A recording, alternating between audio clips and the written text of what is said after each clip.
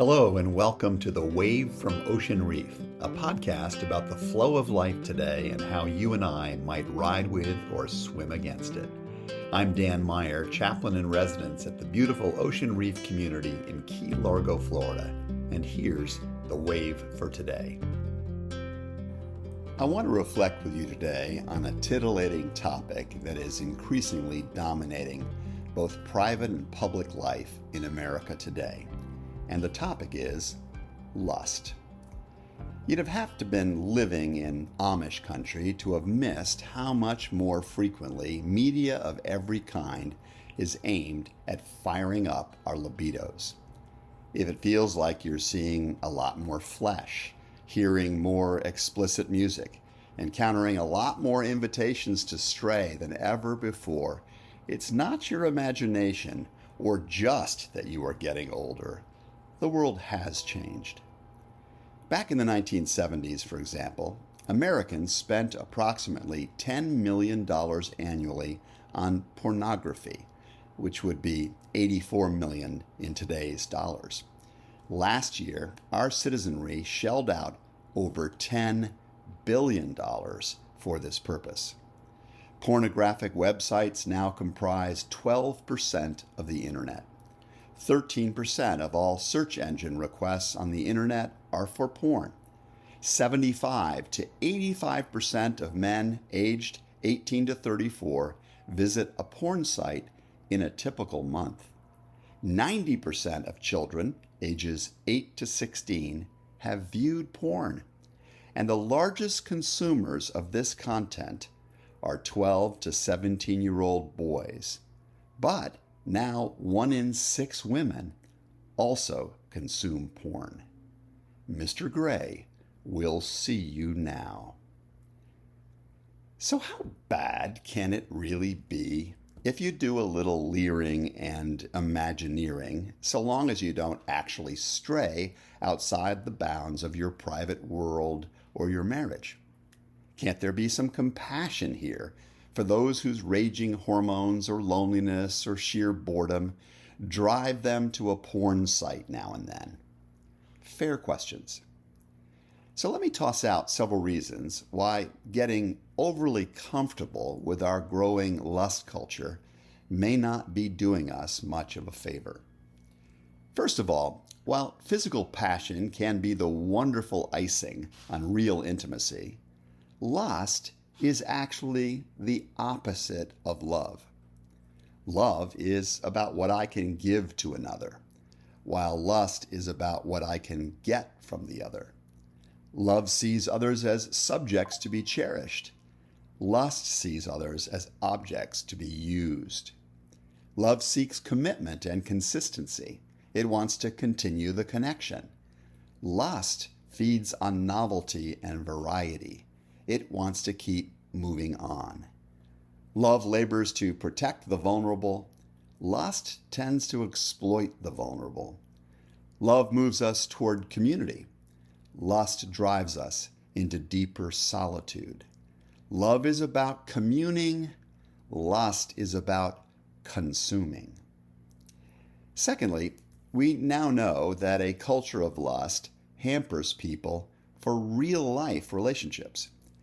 In a CNN special report, renowned psychologist Dr. Philip Zimbardo expressed concern that the excessive use of video games and online porn is, and I quote him, creating a generation of risk-averse guys who are unable and unwilling to navigate the complexities and the risks inherent in real-life relationships, school, and employment.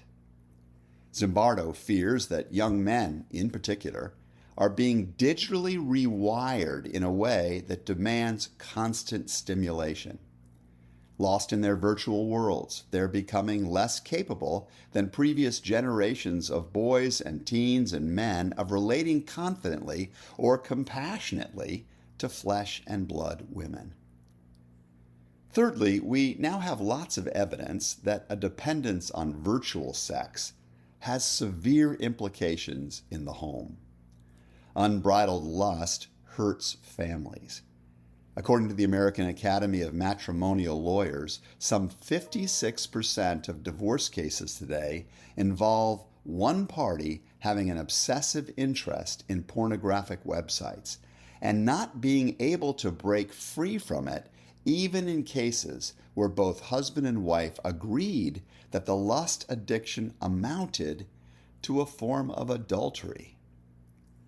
Clinical psychologist Patrick Fagan observes, I quote, "The fact that marriage rates are dropping steadily is well known, but the impact of pornography use and its correlation to fractured families has been little discussed. The data show that as pornography sales increase, the marriage rate drops. Pornography corrodes the conscience," he writes. "It promotes distrust between husbands and wives, and it debases untold thousands of young women. It is a quiet family killer," he says. Fourthly, despite all the money, imagination, and energy that is directed at cranking up our libidos, lust does not ultimately satisfy. In an article in Men's Health magazine, Greg Gutfield observed, "What makes sex online far more compelling than any shrink-wrapped smut is instant gratification in endless variety. With old porn, once you've viewed it, you've consumed it. You've chewed the flavor out of the gum. This, however, can't be done on the net. The gum never runs out of flavor. A new piece of flesh waits behind every old one, and expectation bids you to go further, much further.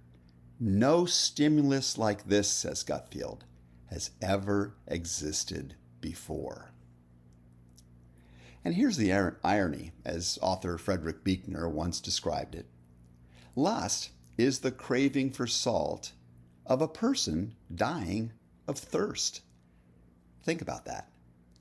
Lust is an appetite which not only fails to fix what ails us, but actually increases our aching.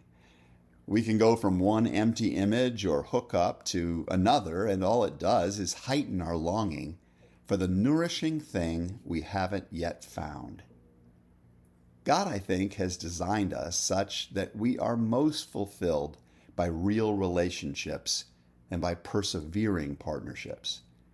These engagements demand a lot more of us than Lust World does, but they are the oases where we find the living water that helps quench the deep thirst of our souls.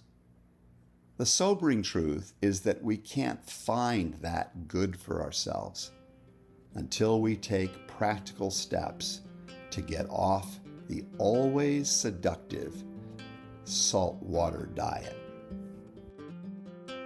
That's today's wave from Ocean Reef. If you know of others who might appreciate this sort of content, I hope you'll pass it along or encourage them to find me on Spotify, Apple, or other podcast outlets. Until next time, I'm Dan Meyer, hoping that the flow of life is good for you.